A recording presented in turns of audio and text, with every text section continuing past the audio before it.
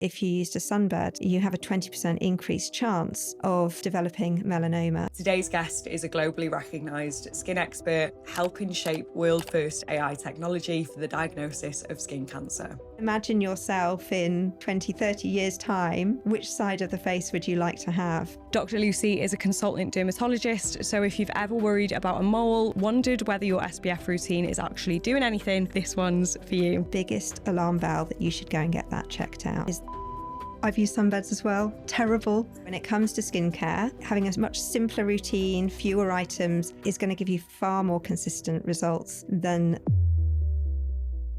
But first, if you could do me a huge favour and click the subscribe button or leave a 5-star review, it will literally take you 2 seconds and it really helps us keep bringing you guests to help you live a happier, healthier life. Thank you. Hi, I'm Dr. Lucy and welcome to Her Discussions podcast. Dr. Lucy, this is the episode that Faye, when she was 18, really needed. And I'm going to tell you a story that you may, if you feel the urge to reach across and slap me across the face, I'm not going to blame you. When I was 18, there was a Sunbed shop round the back of my local shopping centre.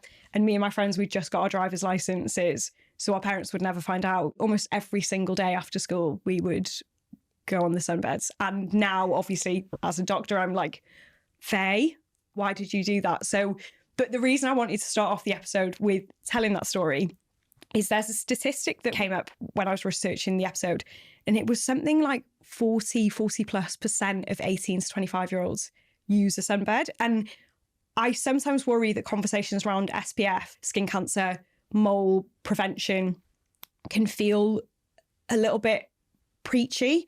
So I wanted to start off the episode by saying, guys, if you're using a Sunbed right now, I've been there and it was a silly decision, but it doesn't mean that we can't welcome you onto the side of SPFs. Please, if you want to tell me off, you're allowed to tell me off. Absolutely not. You know, I've used Sunbeds as well.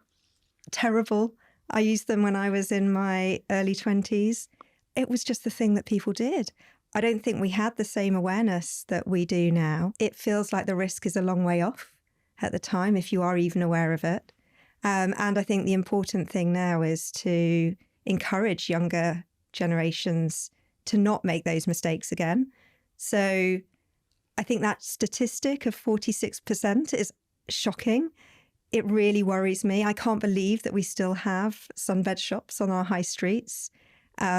In Australia, they banned commercial Sunbeds in 2016. And, you know, we now know that they are hugely damaging for the skin, both in terms of skin cancer risk, but also in terms of skin aging. And here we are spending, you know, thousands of pounds on things to make our skin look brighter, shinier, smoother. And yet people are still going out using Sunbeds. It feels crazy. So somewhere in there, there's a message for people to hopefully understand why it's so important to look after your skin, protect it from the sun, not use Sunbeds, but don't beat yourself up about it. You know, what's happened, and we'll hopefully have some tips today about what you can do to try and negate some of that risk. Yeah, we had so many questions about how to use SPF daily, not knowing how to do it, using makeup, over makeup, mole anxiety, when to get checked. Also some really interesting questions about AI and actually the fear that AI may replace doctors. So we'll be able to come on to the incredible project that you're working on, which is very exciting. But first, I love to start off the podcast, especially when I'm talking to a woman in STEM. What is the origin story of how did you become Dr. Lucy Dermatologist? So right from an early age, I don't know, I just knew that I wanted to become a doctor. I think it was something about being able to make people better. I wasn't actually really great at science subjects, but I did them because I knew that was the route to doing medicine. And then I did my A-levels and I missed my grades and I didn't get my place at med school, and I was devastated. And I ended up studying pharmacy in Cardiff and I had the most amazing time. I absolutely loved the degree. It was fascinating. I learned so many skills that I even use every day now as part of my medical work. But when I started work as a pharmacist, actually at Chelsea and Westminster, where I am now, it just didn't feel quite right. And I had to just scratch that medicine itch. And so I went and did a fast track medical degree up in Birmingham. It was a pretty intense few years. But as part of that, as you'll know, you get to rotate around and do lots of different specialties. And when I had the opportunity to do dermatology, I just knew immediately that I'd found my home. This was my calling. I absolutely love dermatology. It's a fascinating subject. It has huge variety. There are over 3,000 skin conditions. We're all very proud as dermatologists to say that. But we also get the chance to look after adults and kids. We get to prescribe amazing medicines, but we also get to do surgery and procedures. But I think what's most important to me as to why I love dermatology is the visible nature of skin disease. You know that it's hugely stigmatizing for people. It can have a massive effect on their quality of life. It affects things like being able to form relationships, even succeed in the workplace. It influences what clothes people wear, how they style their hair, and of course, how they feel about themselves. And so if you have the privilege of being able to treat patients, and then you and that patient can see their skin visibly improving in front of your eyes, it is hugely rewarding. And it has so many positive outcomes in terms of their whole sort of quality of life. So it's a fabulous specialty, and I would encourage anyone to get into it if they were thinking about it. No, it's so wonderful because I've struggled with my skin. I had really quite bad hormonal acne a couple of years ago, and I remember not missing days of uni because on days where I'd wake up when my skin was just so unbelievably painful, but also I felt so insecure that it affected my mood so much that I'd miss days of uni. It's debilitating and often minimized to just purely aesthetics. Yeah. It's so impactful. But AI is quite a new concept in general. When did that become an area of interest for you? So I've always been interested in innovation. I hate to see things that don't work well, they're not slick, or they don't run as well as they could do. And at Chelsea and Westminster, we pioneered the first teledermatology service for urgent skin cancer referrals in the UK. And pretty much as soon as we'd set that service up, we started hearing rumours about AI. And I was thinking, this could work really well in skin disease and particularly for skin lesions. And so that's when I started my work with a company called Skin Analytics. And they have then produced this device, which we will probably go on to talk about in a bit more detail, but is now being used across the UK in a number of NHS hospitals to help triage urgent cancer referrals from GPs.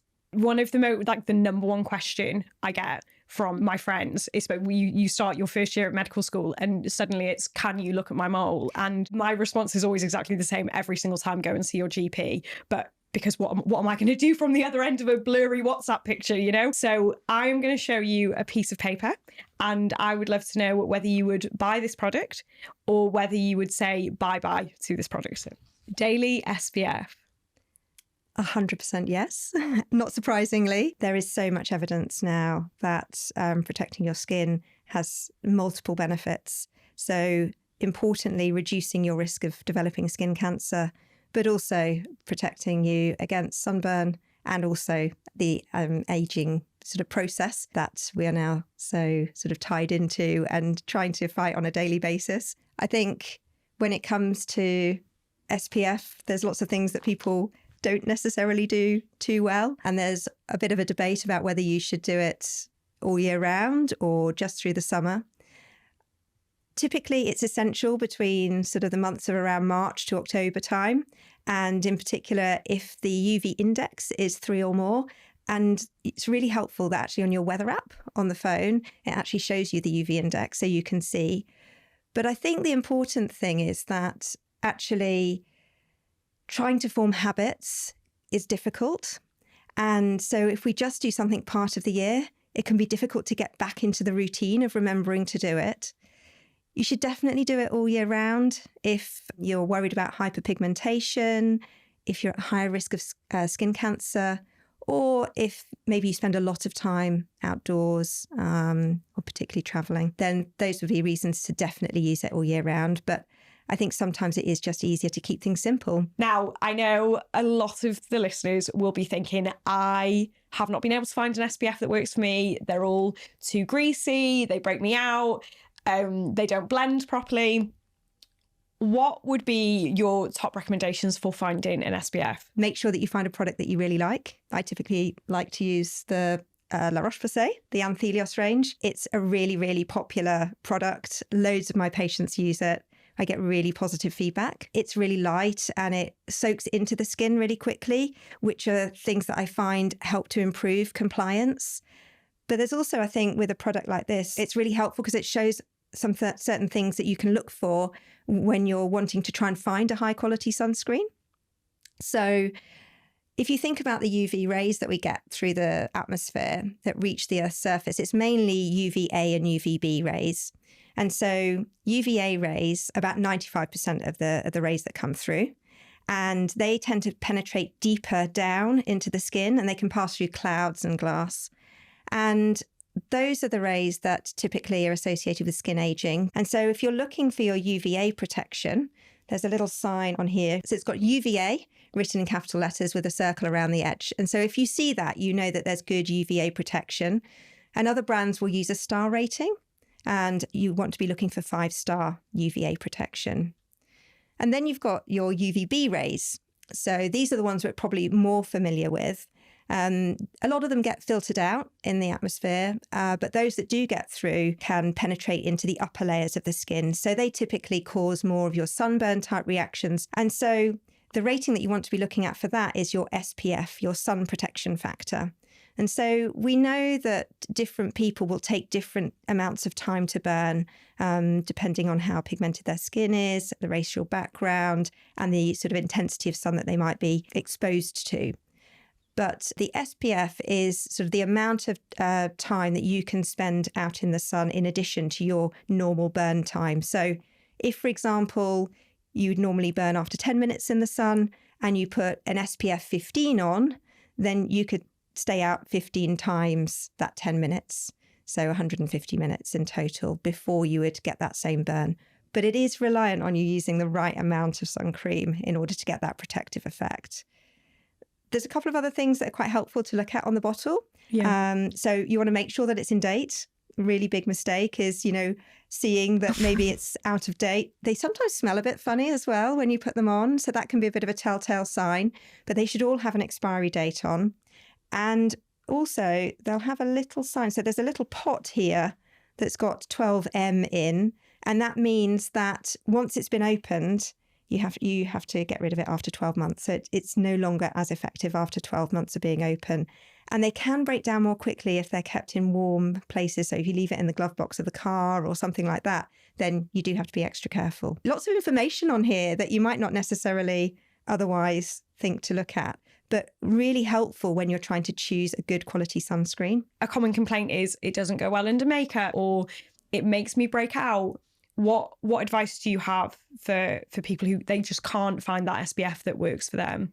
Yeah, so we all have different skin types. And fortunately now we've got an increasing range of sunscreen options. So for somebody who's got slightly more oily skin, you want more of a fluid.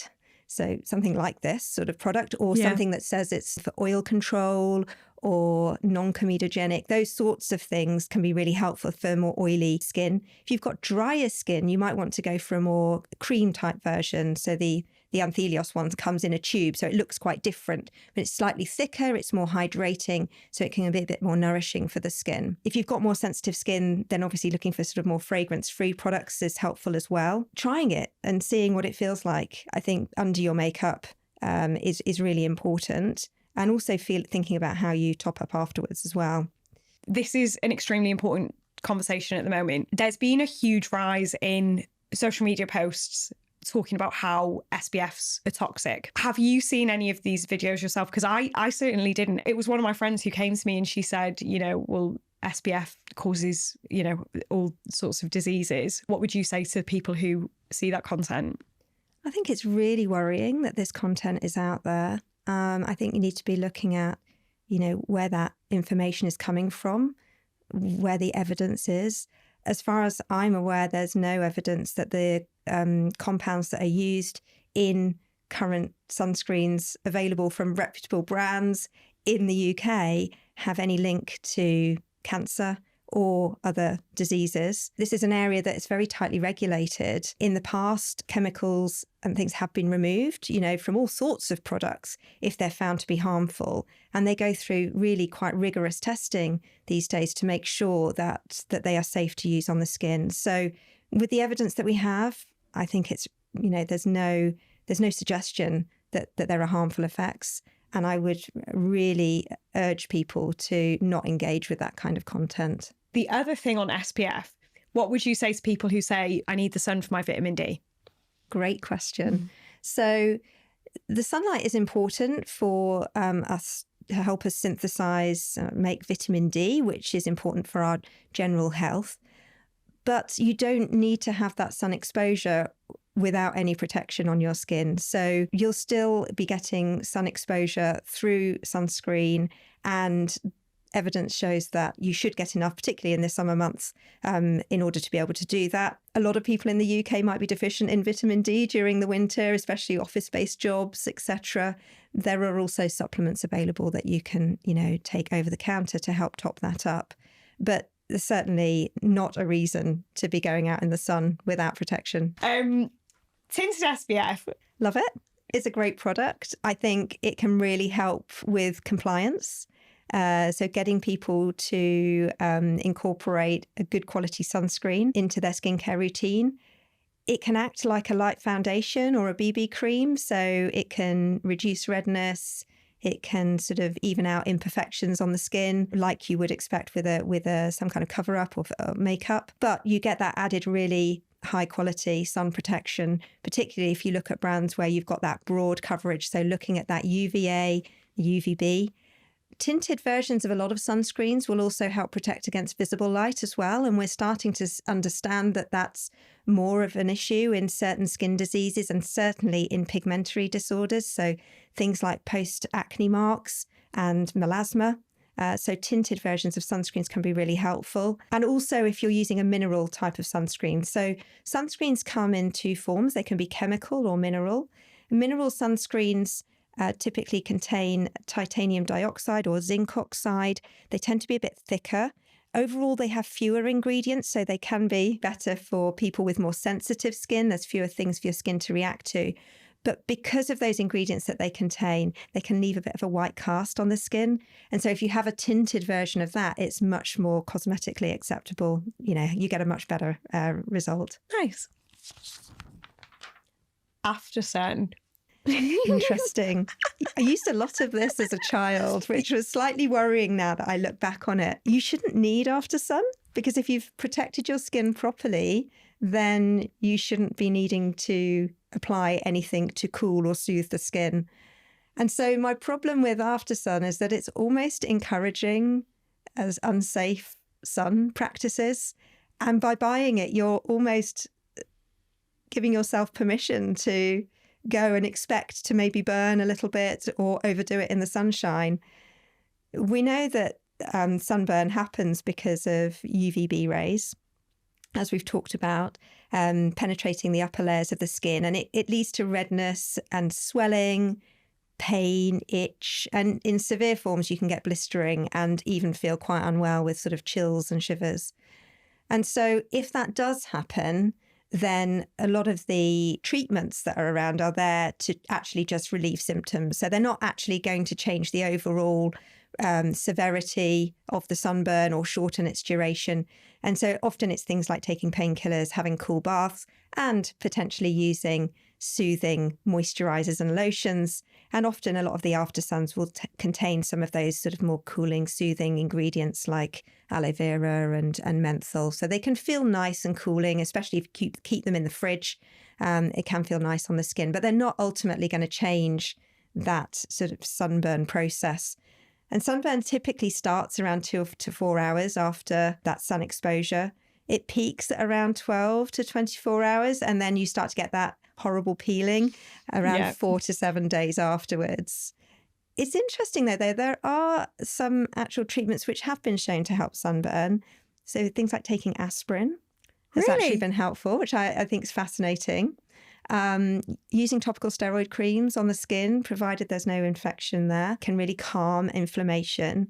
And there was a study relatively recently that showed taking a dose of really high vitamin D, so around 100,000 units, so really high, just as a one-off dose within sort of as soon after the sunburn as it's happened, can really reduce the severity, which I think is fascinating. We don't properly understand all of the effects behind that, but really interesting, but not a reason to put yourself into that position. There's also an oral supplement, which is called Polypodium leucotomus. Have you heard of it? No, I have not. Okay, so it comes from a tropical fern that grows in Central and South America. And it's got antioxidant and sun protective effects. And so it's actually marketed, it's available in the UK, and you can take it regularly and it will also help to protect your skin from sunburn. But obviously combined with the SPF, the hats, the glasses, etc. It can have benefits in that area. And it can also be beneficial for some skin diseases. So things like vitiligo, if it's used in combination with light therapy when people are undergoing that sort of treatment, and maybe even for conditions like melasma, if people are also using SPF. Wow. I don't know. I didn't know any of that. That's really, really interesting. On the topic of aftersun, I could just hear my mum's voice when I was a kid, saying, "Oh, well, your burn will turn to tan. Awful advice." I think so many people will remember that as well from their childhoods. It's really scary. And the sorts of sun creams that we used as well, you start with factor 15 and maybe be on 2 by the end of the holiday in some kind of coconut smelling oil. It's pretty shocking. Yeah, thank God times are changing. Mole mapping. This is a personal one for me. I would like to also all my friends who ask me about their moles. Mole mapping. Skin monitoring, yes. Okay. But not everyone needs mole mapping. Okay, so mole mapping is where you use sequential photography to track skin lesions and moles and look for change. It's generally needed for people who are at higher risk of skin cancers or have lots of moles to keep an eye on, so it can be quite tricky. The process of mole mapping isn't just going and having some photos taken and then going home and then pitching up a year later and seeing if anything's changed. Done properly, it involves going to see a dermatologist, them taking a full history, assessing your risk factors for skin cancer, asking about any moles or lesions that you're particularly worried about, and then doing a full head-to-toe skin examination. And as part of that, we use one of these devices here. So this is called a dermatoscope. It has a light and it's a magnifying lens, and you place it directly onto the skin over any moles that you want to see in a bit more detail. And it provides this really high quality magnified view so that you can then, it improves our diagnostic yield. So it helps to give us more information about the lesion that we're looking at and the risk of that being something that there needs to be something done about. And so we'll do an examination using one of these, and then we will highlight any moles that we're potentially worried about. The patient goes and has full body mapping photos, so get to stand in lots of funny poses to expose all the different areas of the skin. And then close-up images are taken of any moles that have been flagged as being more worrying. And then the patient comes back at intervals and has those checks. So it's a bit of a baseline. It's interesting because it doesn't always pick up every single mole. So, there are hidden sites like on the scalp, on the genital area, etc., where you might not catch a mole. Some features of skin cancer can be really quite subtle early on, and so might not be picked up with mole mapping. Some cancers can be really aggressive. And so in that time between appointments, you can develop a cancer and it can spread quite rapidly, and it's not been picked up. It may encourage a bit of complacency because people just rely on going for that check and not on monitoring their own skin. And so that's why I say it's really important to get to know your skin, to know what moles and things you've got. It can be helpful for you to take your own photos so that you can track changes. And obviously it's helpful, particularly for areas like the back where it's difficult to view and you might need somebody to help you check. But essentially, you're then just spotting the difference. So you're trying to see, is there anything new that's suddenly appeared, or is there something there that's changed? Does it change shape, size, colour, etc.? And so I would encourage people to do that every 3 to 4 months. And then if they pick up a concern, go and get it checked out, because that way you're much more likely to pick out something early before it has devastating consequences. I've got 3 moles in almost like a perfect straight line along my back, which are a nightmare to keep an eye on. It's really tricky. So 2 questions. First one is, how would someone know if they should be possibly going down the route of getting their moles mapped? So there are different rules about mole mapping in different countries, and mole mapping's not available everywhere in the NHS. It tends to be reserved more for people who've got either had 2 melanomas or more in the past, if there's a very strong family history of melanoma or pancreatic cancer, if they have more than 50 moles or more than 5 what we call atypical moles, so moles that don't look quite right but aren't necessarily cancerous. Those would be the main sorts of criteria. Often if people are immunosuppressed, they may have more skin lesions, and that can sometimes be really helpful for helping to monitor their skin. There are lots of services available privately, but they vary hugely in terms of who's delivering that service, what their qualifications are, how much experience they have, and also the sort of technology that's being used. And it can be really difficult as a consumer or as a patient to try and navigate that and really understand, what are they offering? What does it entail? What's the evidence behind it? Are they using technology? What's the regulation behind that technology? So it can be quite difficult to navigate your way through that, but it is a service that's available. The second question I had, you mentioned if a mole starts looking a little bit different or funny, are there any other pointers you'd give for anyone monitoring their own moles and knowing when to go see their doctor? Yeah, this is really important. So this is something that you can go and tell your friends and pass on, because it's one of those things that I think the more people that know, the better. So firstly, any new or changing skin lesion is something that you should be keeping an eye on. It can be normal to have new moles up to the age of 40. So just because you get a new mole, it doesn't mean that it's immediately cancerous. And there are lots of pigmented things that we get on the skin which don't have any cancer risk at all. So it can be a bit tricky. But we tend to use the ABCDE approach when we're thinking about assessing our skin lesions. So A is for asymmetry. So does one side of the lesion look the same as the other? If it does, that's great. B is for border. So does the edge of the lesion, is it nice and smooth and round, or does it have sort of jagged edges or angulated edges? C is for colour. So is it one nice smooth colour, or does it have lots of different colours within it? Or is the colour changing, getting darker or getting lighter? That can both be signs to watch out for. D is diameter. So is it greater than 6 millimetres, or is it growing? And E, is it evolving? Is it changing? And finally, my biggest tip is the ugly duckling sign. So does it look like any other lesion that you have on your body? If it does, if it's got a friend, that can be quite reassuring. If it's standing out as being really different, that is the biggest alarm bell that you should go and get that checked out, because that, I think, is one of the most helpful things to pass on, and that is easiest to be objective about and think, actually, yeah, I need to do something about this. That's really helpful. And yeah, if that is a sign to send the episode to anyone, to a loved one, make sure that everyone knows those signs, then yeah, do that now. Retinol. Bye. Definitely. Again, lots of evidence for this. So the retinol products are part of the vitamin A family.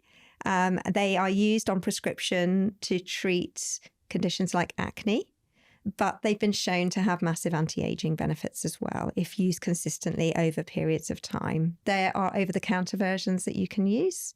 There are also prescription strength versions. So generally we say to use retinol products at nighttime because they can cause your skin to be a bit more sensitive to the sunshine. So they work by increasing collagen production, but they also increase cell turnover. And so you get shedding of that outermost layer of the skin. So the upper layer of the skin is thinner. And so it means you're more susceptible to sunburn.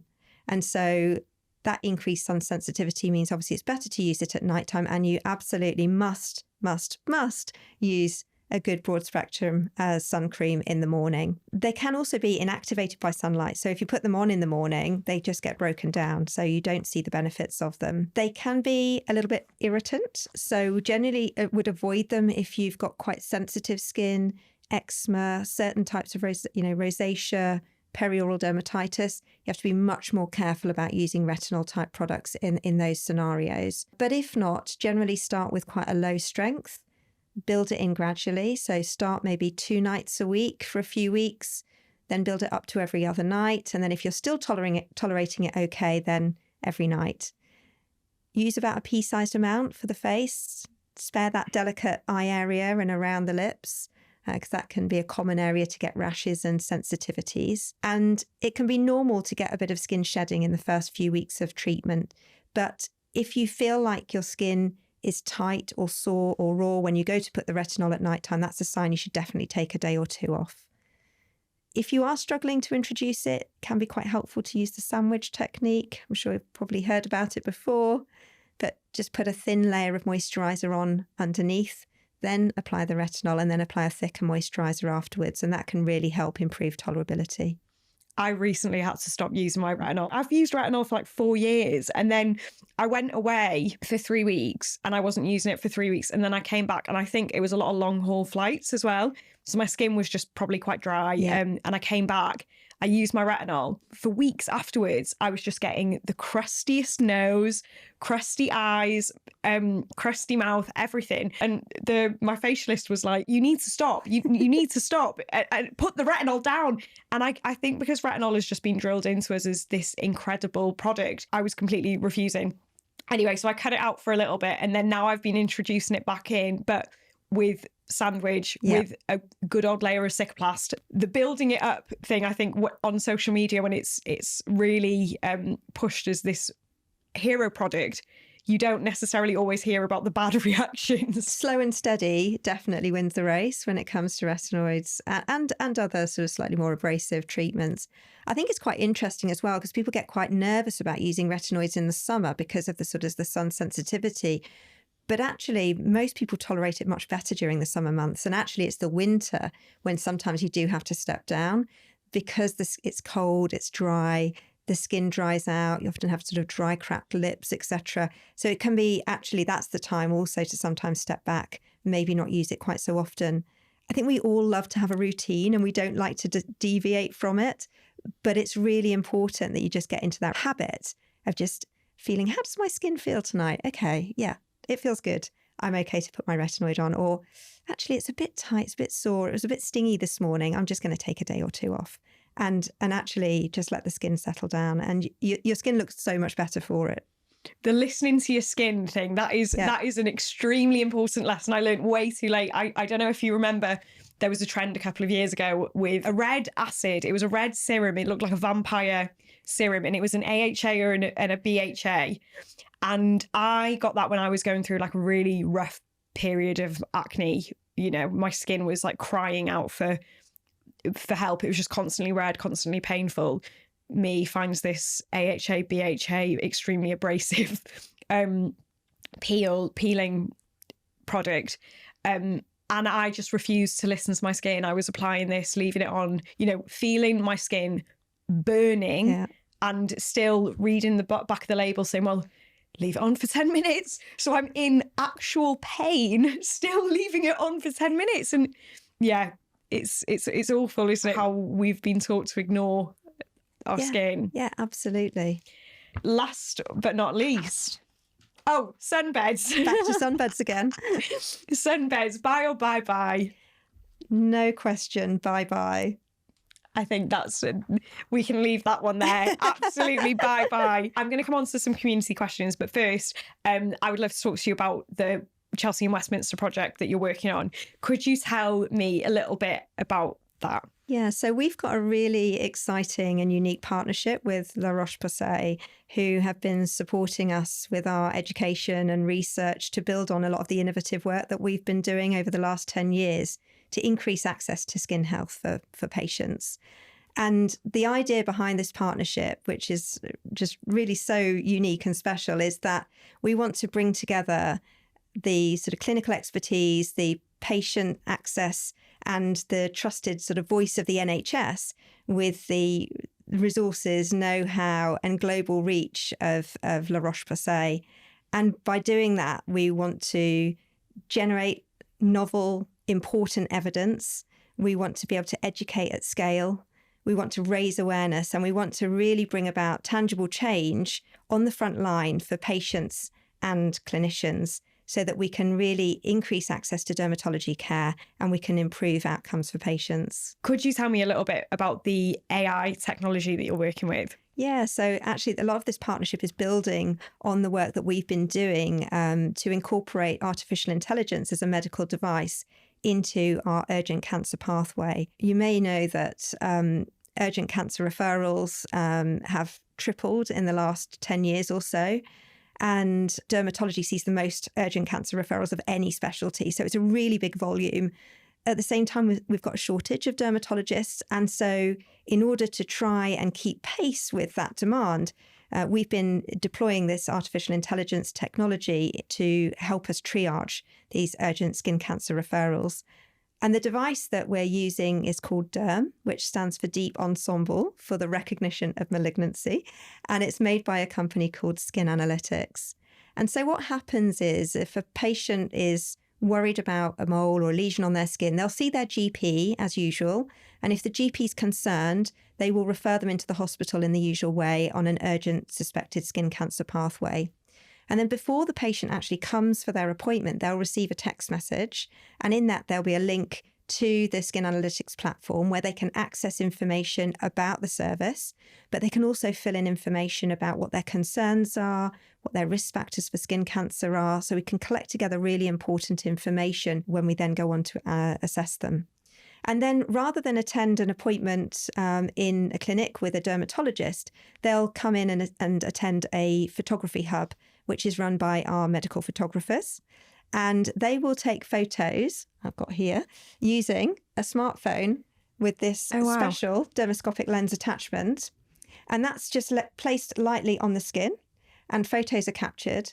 And then the AI will actually assess that close-up magnified image and it will deliver a diagnosis and a management plan within seconds. So it's hugely impressive. If it determines that the lesion is harmless or benign, then the patient is actually discharged back to their GP with self-monitoring and sun protection advice, but no clinician reviews that case.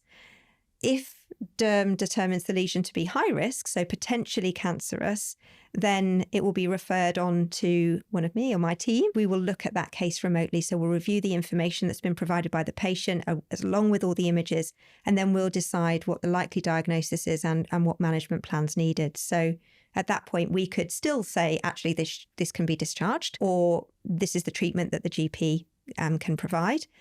Or we might book them straight for surgery to have the lesion removed so that we can analyse it. Or we might book them an appointment to see them in the clinic. I think a lot of listeners will hear the word AI and doctors in the same sentence and feel a little bit uneasy.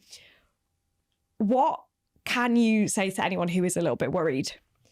Yeah, I think it's completely understandable. You know, the speed with which AI has changed over the last few years has been incredible. And probably, quite rightly, a lot of AI is under quite intense scrutiny at the moment. And I think that's really important.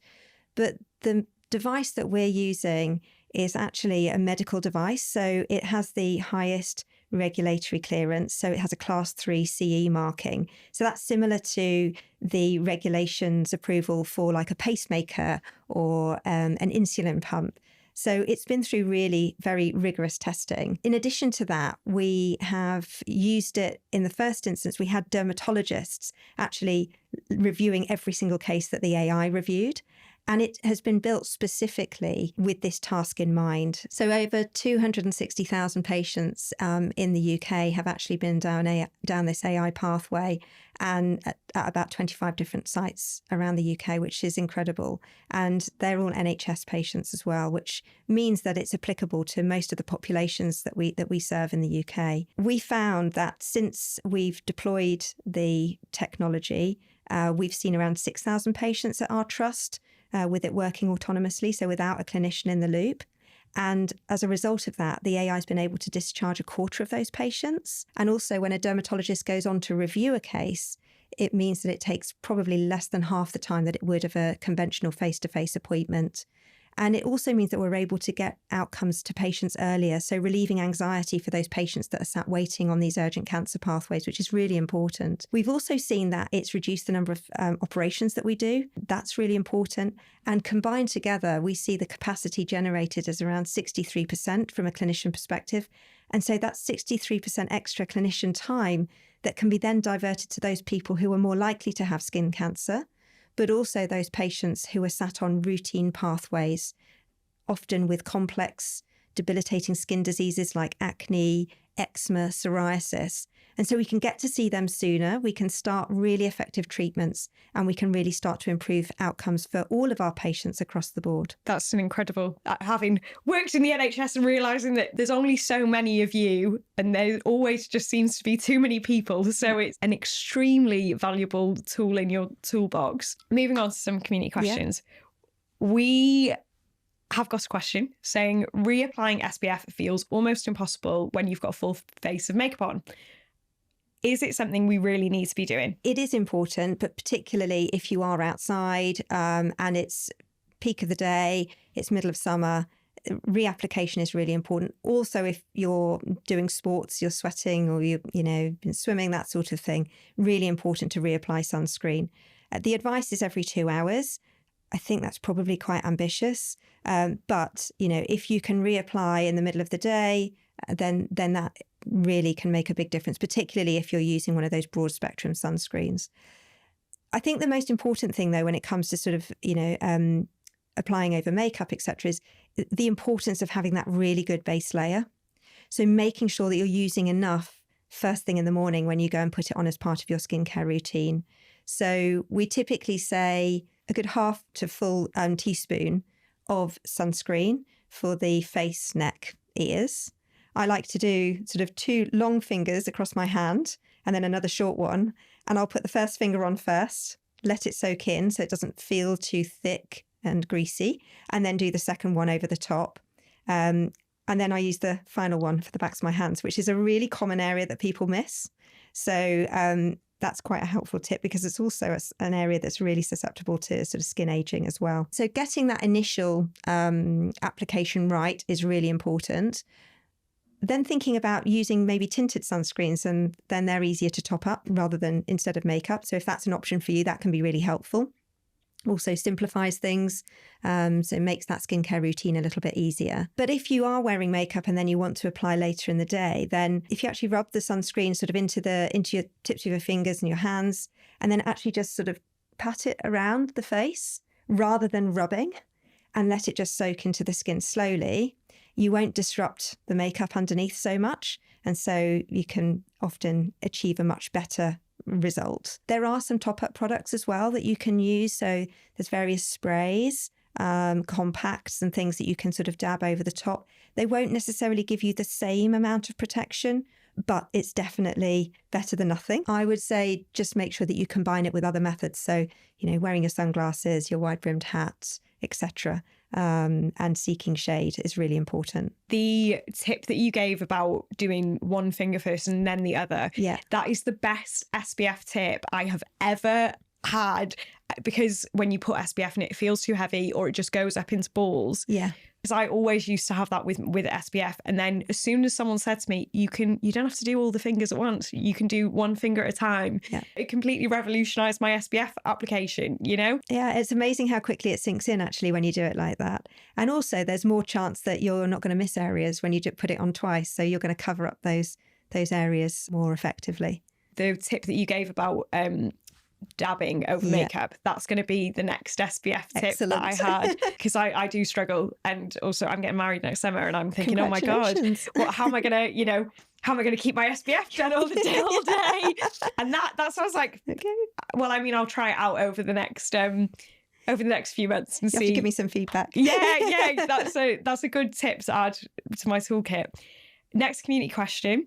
As we get older, how should we change up our skincare routines? It's a good question. You actually don't need to change your skincare routine too much. So when it comes to skincare, having a much simpler routine, fairly pared back, fewer items is going to give you far more consistent results than hundreds of different products, which people then get into a real mess with. So I like to think of it probably in your 20s is the real focus needs to be on prevention. So not using those sunbeds, using your daily SPF and all the nice safe sun practices. In your 30s, you want to maintain that, but there might start to be the odd thing that starts to creep through that you maybe want to target. And then once you get into your 40s, you might then start to want to be doing some repair to any damage that's occurred whilst also continuing to protect the skin. And so obviously, the number one is good broad spectrum sunscreen applied consistently in a good enough quantity. We've talked about reapplication, making sure you don't forget the lips as well. We haven't really talked about that, but having a good lip balm with good SPF in is really important. And then you want to think about maybe adding in targeted ingredients for whatever the particular area of concern is. So we've talked a bit about retinoids. They have huge benefits in terms of increasing collagen synthesis, cell regeneration. They can be really helpful for pigmentation and marks, evening out skin tone and texture. So there's lots of evidence for them. Also things like antioxidants like vitamin C, or it's called ascorbic acid in some preparations. That can be really helpful for brightening the skin and helpful for pigmentation as well. Azelaic acid is another great one, really like that for pigmentation and again for smoothing out the complexion. So there can be targeted ingredients that you can then incorporate, but probably only one in the morning and maybe one in the evening maximum. You don't want to combine too many because often it can just lead to increased irritation. And then we really want to focus on thinking about the skin barrier. So making sure that you're using a nice creamy sort of cleanser, thinking about a nice moisturizer. As you get older, you might want something a little bit more thicker, a bit more nourishing. Generally, oil production goes down as we get older, so skin can appear a bit dry or dull.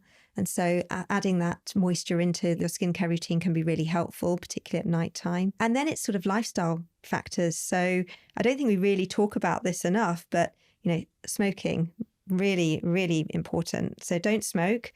That can have a massive impact on wrinkles. Making sure we stay well hydrated, that we get good amounts of sleep. So we get those repair processes, which we know go on overnight. Eating lots of antioxidants, having a good varied diet, lots of fruit and vegetables, nuts, seeds, etc. Really just ensuring that you get that consistency, because consistency over time is what will really give you the best benefits in terms of anti-aging and a good, healthy glow complexion. Gorgeous. Nice and stripped back. I think sometimes it becomes very, very, very easy to complicate it, especially when there's a gazillion and one products on the market. Yeah. Less, again, is definitely more. Final community question, and then we are going to move on to the section called Real or Not Real. I'm going to show you an image and I'd love to hear your thoughts. Okay. What facials / treatments are actually worth the money? Oh, good question. So I think there's no doubt that facials are a lovely, relaxing thing to go and have done. But I would say that you're probably going to get far more benefit from a consistent daily good skincare routine used over time than you will necessarily see from any specific facial. And so if you enjoy it because it feels nice, it will give you some immediate brightening effects, a lot of the facials. But in terms of that long-term benefit, it's really about getting the skincare routine right. There are procedures like microneedling, which can be helpful for sort of fine lines, mild acne scarring and mild pigmentation changes. It's got a pretty low downtime. It's pretty safe. You do usually need between 4 and 6 sessions, pretty well tolerated, and some people really swear by it. There are hundreds of different lasers out there, and I'm not a laser expert, but they can be really helpful for specific targeted concerns. So, for example, redness is something that's usually very effectively managed with certain types of laser. When you get resurfacing type of lasers that are a bit deeper into the skin, they can be really helpful for deeper wrinkles, more sort of skin damage, sun damage, and pigmentary changes. But with that comes increased cost, increased downtime, and increased risk. And so you do have to make sure that if you're going for one of those, that you're with somebody who's really experienced, who knows what they're doing. And particularly if you have darker skin, there's much greater risk of pigmentation as a result of that. So you do need to be extra careful. Now we have this section called Real or Real. Now, normally we have a social media clip that I would show you and get your opinions on. But today we actually have an image. So I would just like you to have a look at the image and tell me, what is it about this image that we could all learn from in terms of sun damage? Have you seen this guy? Yes, I've seen this picture before. It's a really famous picture. It came from, I think it was a publication in the New England Journal of Medicine. It was a case report. And what's so special about it is that it is probably one of the best demonstrations of the effects of UV radiation on the skin. And so this driver, he drove his truck for around sort of 25, 30 years with the left-hand side of his face constantly exposed to the UVA rays coming through the glass window. The other side was in the shadow, and so didn't have that sun exposure. And so what it's shown us is the importance of UVA. So even though you're indoors, you're inside, that you're still at risk of sun damage. And then it really nicely demonstrates the difference in aging as a result of that sun exposure, because it's his own kind of case control. The other side, he's had, all the other effects of his lifestyle have been exactly the same on both sides of his face, except for that UV exposure. And so what you can see from that image is you can see deeper wrinkles, you can see thickened, leathery skin, you can see a loss of elasticity and tone of the skin, and you see this really marked asymmetry. And so I think if you can imagine yourself in 20, 30 years time, which side of the face would you like to have?